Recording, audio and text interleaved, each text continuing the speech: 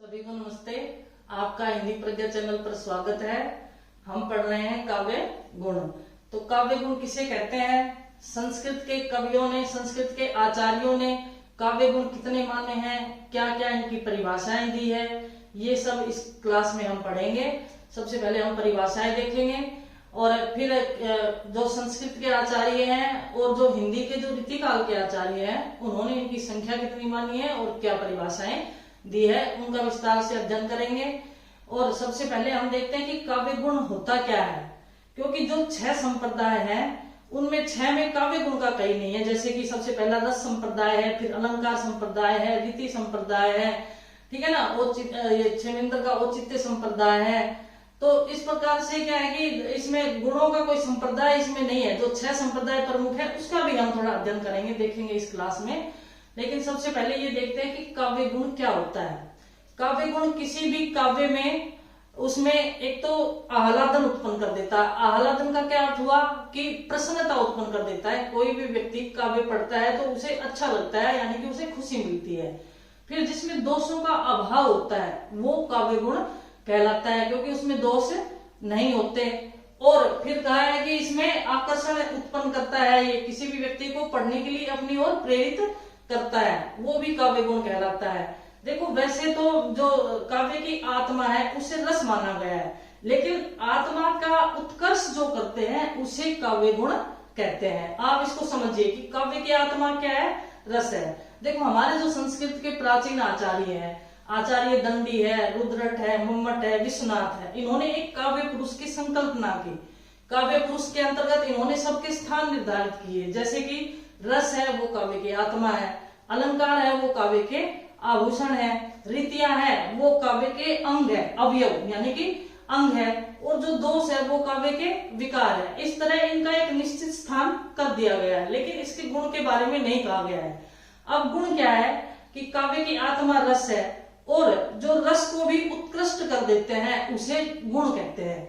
जिस प्रकार से शरीर है, मान लो एक काव्यांग की इन्होंने विवेचना की, जिस प्रकार से हमारा शरीर है, शरीर में आत्मा है।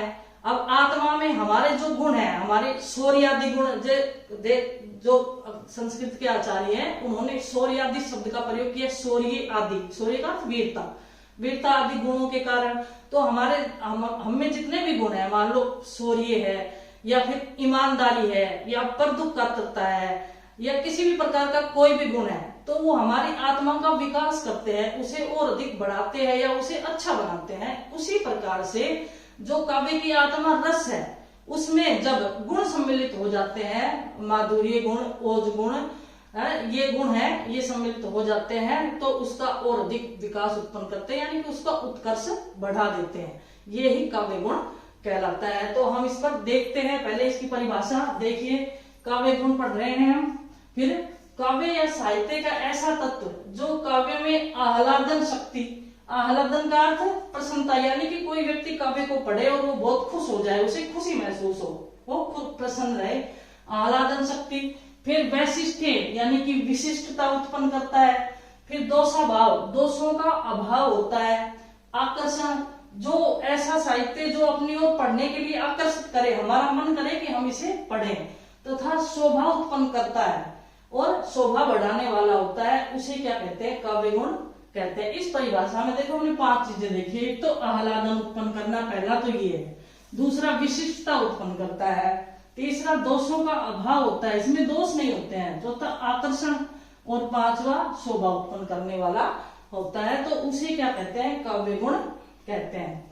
अब देखो, गुणयन्ते इति गुणा शोभादायका धर्म है। शोभादायक अर्थ है कि शोभा में वृद्धि करना, शोभा में वृद्धि करना, वृद्धि, दायका का अर्थ क्या हो गया, वृद्धि करना। गुणयन्ते इति गुणा शोभादायका धर्मा, तो जो काव्य गुण वो होते हैं जो काव्य की शोभा में वृद्धि करने वाले धर्म होते हैं, ये इसका अर्थ आएगा। फिर देखो, काव्य की आत्मा रस है और काव्य के गुण रस के धर्म है। यहाँ पर एक एक लाइन, हर एक क्वेश्चन है ये। यहाँ पर देखो, काव्य की आत्मा क्या है, रस है। ये मैंने आपको बताया था कि काव्य की आत्मा रस है और काव्य के गुण रस के धर्म है। जो काव्य के गुण है वो रस के धर्म है, यानी कि उस रस को और अधिक बढ़ा देते हैं। जैसे कि मैंने आपको बताया था उदाहरण देकर, जिस प्रकार से मनुष्य शरीर में आत्मा निवास करती है और जो हमारे अच्छे गुण है वो उस आत्मा का और विकास कर देते हैं, उसी प्रकार से काव्य की आत्मा रस है और ये गुण है, ये रस के धर्म है, अर्थात ये रस का और अधिक उत्कर्ष कर देते हैं। फिर है देखो, रस के साथ गुणों की अचल स्थिति रहती है, यानी कि हमेशा रहते हैं। अचल स्थिति का अर्थ हमेशा रहते हैं, जहां पर भी रस होगा वहां गुण होगा ही, तो अचल स्थिति रहती है। जहां रस नहीं वहां गुण की स्थिति भी संभव नहीं होती। और ये किसने कहा? आचार्य मम्मट ने कहा था, ठीक है ना। आचार्य मम्मट ने ऐसा कहा था कि रस के साथ गुणों की अचल स्थिति रहती है, जहां रस नहीं वहां गुण भी संभव नहीं होता।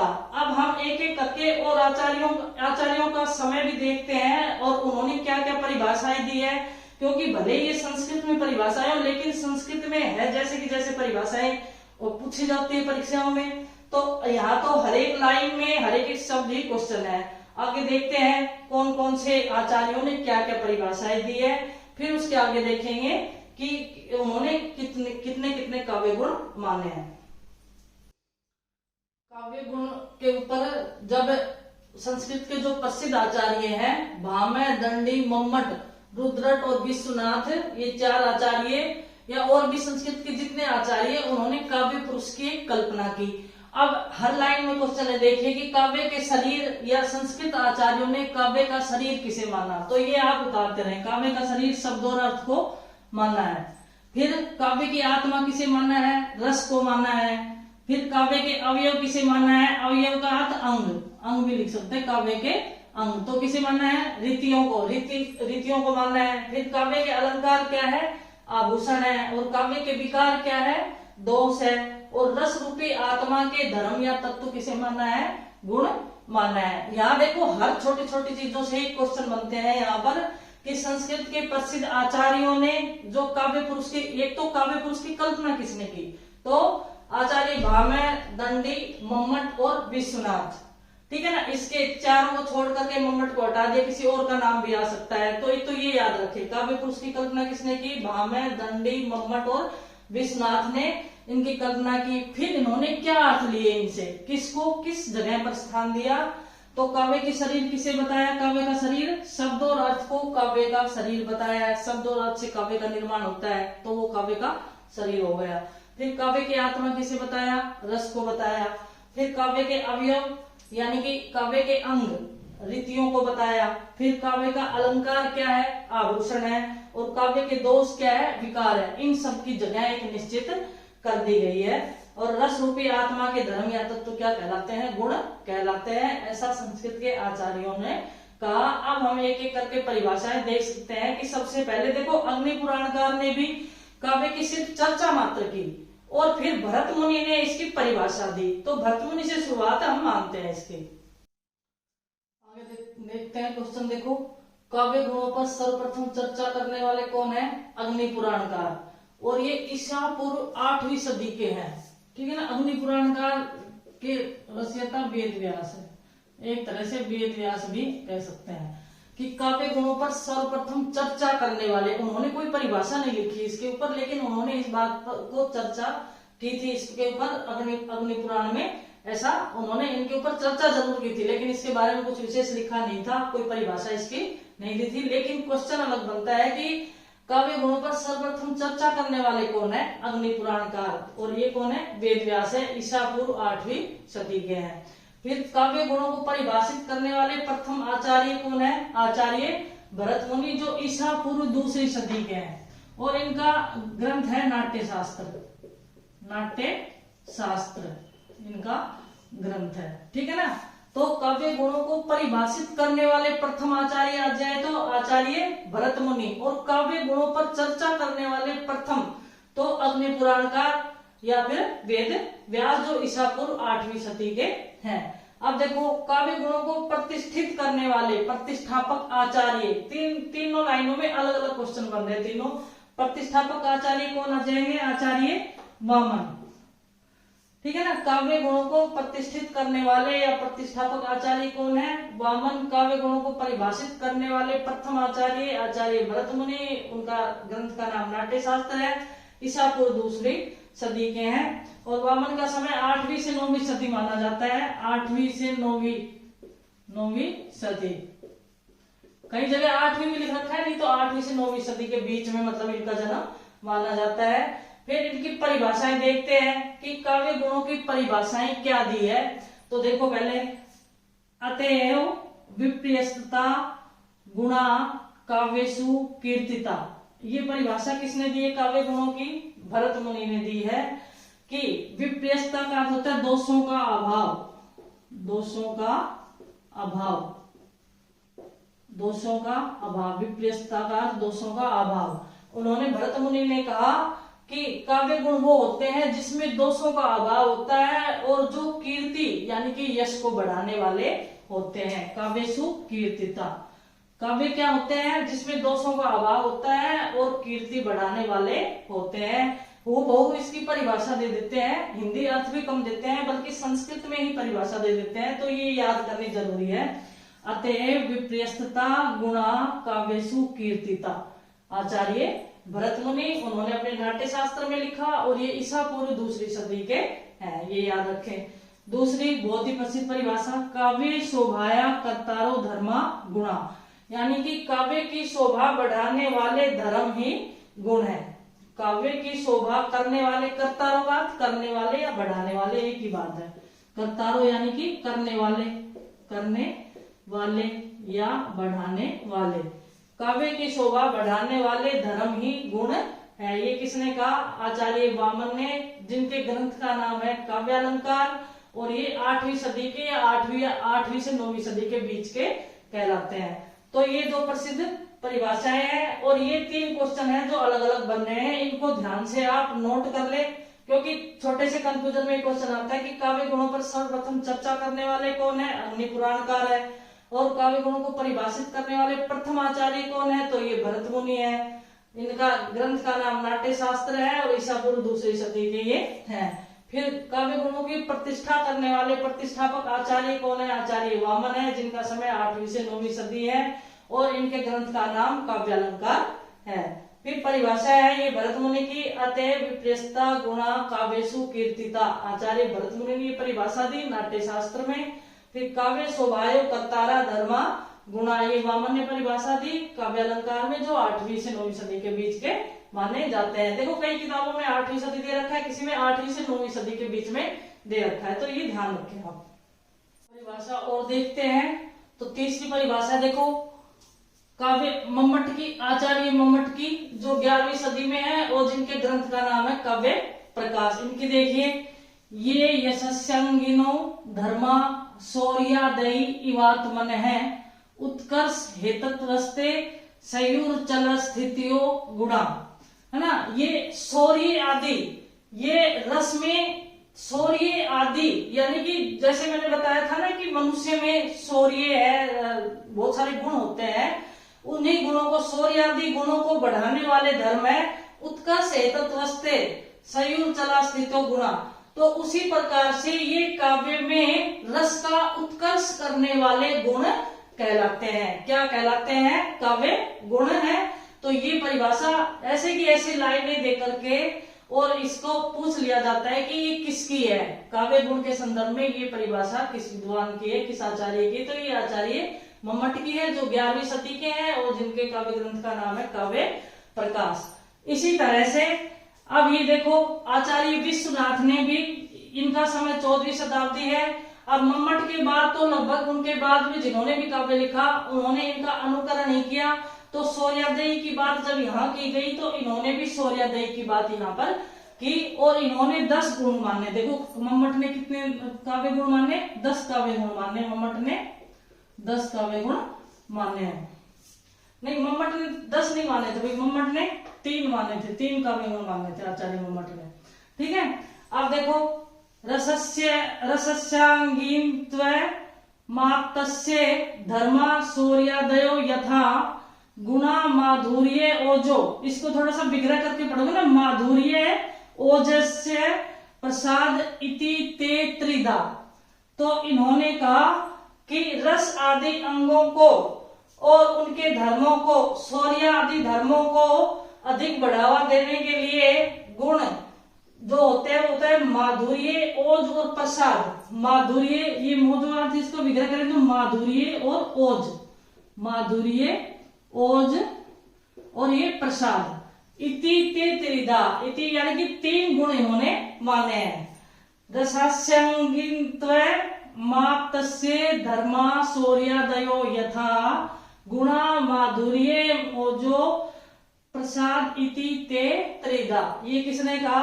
विश्वनाथ ने कहा। इन्होंने यानी कि काव्य के 3 गुण माने हैं। काव्य के 3 गुण ही मम्मट ने माने थे और उन्हीं का अनुकरण करते हुए विश्वनाथ ने भी अपने साहित्य दर्पण में जो 14वीं शताब्दी के हैं काव्य के 3 गुण ही माने हैं। इनका अर्थ नहीं बल्कि इनको लाइन में देख करके जैसे का तैसा पूछ लिया जाता है। अब अगले हैं आचार्य आनंदवर्धन जो 9वीं शताब्दी के हैं। वैसे तो ये ध्वनिवादी आचार्य है। इनके ग्रंथ का नाम ध्वन्यालोकलोचन है और ये ध्वनिवादी आचार्य है। ध्वनिवादी आचार्य कौन है? ये आनंदवर्धन है। तो इन्होंने तमर्थ लंबते ये अंगिने ते गुणा स्मृता, ये इन्होंने गुणों की परिभाषा दी। लेकिन मूल रूप से ये क्या है कि ध्वनिवादी आचार्य है। इन्होंने साहित्य में ध्वनि को स्थापित किया है। तो ये परिभाषाएं हैं जो मुख्य रूप से परीक्षाओं में पूछी जाती है हूबहू, क्योंकि ये संस्कृत में है लेकिन संस्कृत में भी आपको याद करनी पड़ेगी। इसी तरह से सीधा दे करके और पूछ लिया जाता है कि ये काव्य गुण के संदर्भ में ये परिभाषा किसकी है। अब आगे देखते हैं हम कि किस आचार्य ने कितने काव्य गुण माने हैं। करते हैं कि किस आचार्य ने कितने काव्य गुण माने हैं। तो सबसे पहले देखते हैं भरत मुनि ने, क्योंकि सबसे पहले परिभाषा भी भरत मुनि ने ही दी थी और उससे पहले सिर्फ चर्चा अग्नि पुराण काल में हुई थी। ये मैंने आपको पहले दिखवा दिया है कि अग्नि पुराण कालों ने सिर्फ चर्चा मात्र की थी और सबसे पहले परिभाषा नाट्य शास्त्र में आचार्य भरत मुनि ने दी थी। तो उन्होंने इस संबंध में एक दोहा लिखा है। ये देखो, इसमें सभी काव्य गुणों के नाम आ जाते हैं। इन्होंने 10 मानी है संख्या। श्लेष, प्रसाद, समता, समाधि, माधुर्य, ओज, पद, सौकुमार्यम, अर्थस्थे व्यक्ति देवता च कांतिश्च गुण काव्यस्य दस्ते, यानी कि 10 काव्य गुण इन्होंने माने हैं। सभी के नाम इसमें आगे देखो, श्लेष, प्रसाद, समता, समाधि, माधुर्य, ओज, पद, सुकुमारी। ये एक हो गए पद सुकुमारी। फिर अर्थ की अभिव्यक्ति, अर्थस्थे व्यक्ति यानी कि अर्थ की अभिव्यक्ति, रुदारता यानी कि उदारता, उदारता, ठीक है, उदारता, कांति, और ये 10 काव्य गुण हो गए। गुण काव्यस्य दस्ते, दस्ते यानी कि 10 काव्य गुण ये इन्होंने किसने माने हैं? भरत मुनि ने। तो ये सारों का नाम इसमें आ जाता है। ये दोहा इन्होंने अपने ग्रंथ में लिखा। अब देखो, दंडी ने 10 काव्य गुण माने हैं। दंडी ने कितने माने हैं? 10 माने हैं। फिर आचार्य वामन ने 20 काव्य गुण माने हैं। तो शब्द गुण और अर्थ गुण, कई बार क्वेश्चन ये भी आ सकता है कि आचार्य वामन ने कितने गुण माने, तो 2 ही बताते हैं कि शब्द गुण और अर्थ गुण, लेकिन कितने? 10 शब्द गुण 10 अर्थ गुण करके 20 शब्द गुण किसने माने? आचार्य वामन ने। फिर भोजराज ने मूलतः तो 24 माने हैं। भोजराज ने मूलतः 24 गुण माने हैं। उपभेदों सहित अगर बात करें तो 72 माने। ये याद रखे, ये संख्याएं लिखे, हर एक लाइन में यहाँ पर क्वेश्चन है। फिर कुंतक ने 2 माने हैं, औचित्य और सौभाग्य। आनंदवर्धन ने 3 माने हैं। ये चित्त की अवस्थाओं के आधार पर, द्रुति, दीप्ति और व्यापकत्व के आधार पर आनंदवर्धन ने काव्य के 3 गुण माने। कौन कौन से? माधुर्य, ओज और प्रसाद गुण। लेकिन किस आधार पर माने? क्वेश्चन थोड़ा सा घुमा के देते हैं। तो ये चित्त की अवस्थाओं के आधार पर माने हैं। आनंदवर्धन ने 3, फिर मम्मट ने 3 माने हैं, माधुर्य, ओज और प्रसाद गुण। फिर देव ने 12 माने हैं। देखो, ये रीतिकालीन जो कवि है देव है, अब इन्होंने 12 माने। इन्होंने 10 तो जो ये आचार्य भरत मुनि ने 10 जो काव्य गुण बताए हैं वो, और उसमें 2 और सम्मिलित की, अनुप्रास और यमक। वैसे तो ये अलंकार है लेकिन इन्होंने काव्य गुण में सम्मिलित किया है। किसको किया है? अनुप्रास और यमक को। 10 तो जो आचार्य भरत मुनि ने दिए हैं ये हो गए, और 2 अनुप्रास और यमक को सम्मिलित करते हुए आचार्य देव ने 12 काव्य गुण माने हैं। तो ये प्रमुख आचार्य जिनसे क्वेश्चन बनते हैं हमारे कि किस आचार्य ने कितने माने हैं, कौन कौन से माने हैं, वो सारे इस सारणी में आ गए हैं, जिसमें ऋतुकालीन आचार्य और तो सारे संस्कृत के आचार्य के सिर्फ देव ही आए हैं जो ऋतुकालीन आचार्य हैं। इन्होंने 10 भर्तमुनि वाले और 2 अनुप्रास और यमक को मिलाकर के 12 माने हैं। तो ये आप विशेष रूप से याद रखें काव्य गुण। अब काव्य गुण जो हम शुरू करेंगे तीनों, और एक बात और कि इसमें जब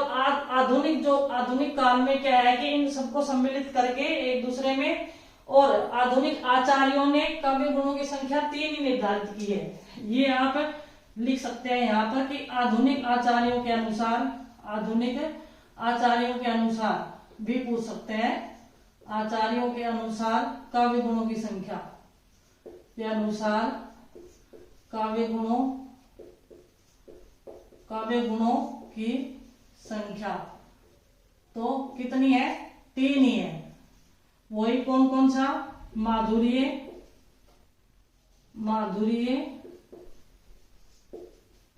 प्रसाद और ओजगुण। ये सर्वसम्मति से आधुनिक आचार्य या जो संस्कृत के आचार्य थे, बाद में जो मम्मट थे और ये आनंदवर्धन थे, इन सब ने मिलकर के, तो जो विश्वनाथ थे, मम्मट, आनंदवर्धन और विश्वनाथ, इनने मिलकर ही पहले ही संख्या निश्चित कर दी थी कि 3 है। तो ये आधुनिक आचार्यों के अनुसार और प्राचीन काव्य शास्त्रियों के अनुसार, आचार्यों के अनुसार भी काव्य गुणों की संख्या अब निश्चित कर दी गई है कि 3 ही है। सभी को एक दूसरे में सम्मिलित कर दिया गया है। तो ये आधुनिक आचार्य, साथ में प्राचीन काव्य शास्त्रियों में मम्मट, विश्वनाथ और आनंदवर्धन, ये 3 नाम और लिखे। ठीक है, मम्मट, विश्वनाथ और आनंदवर्धन,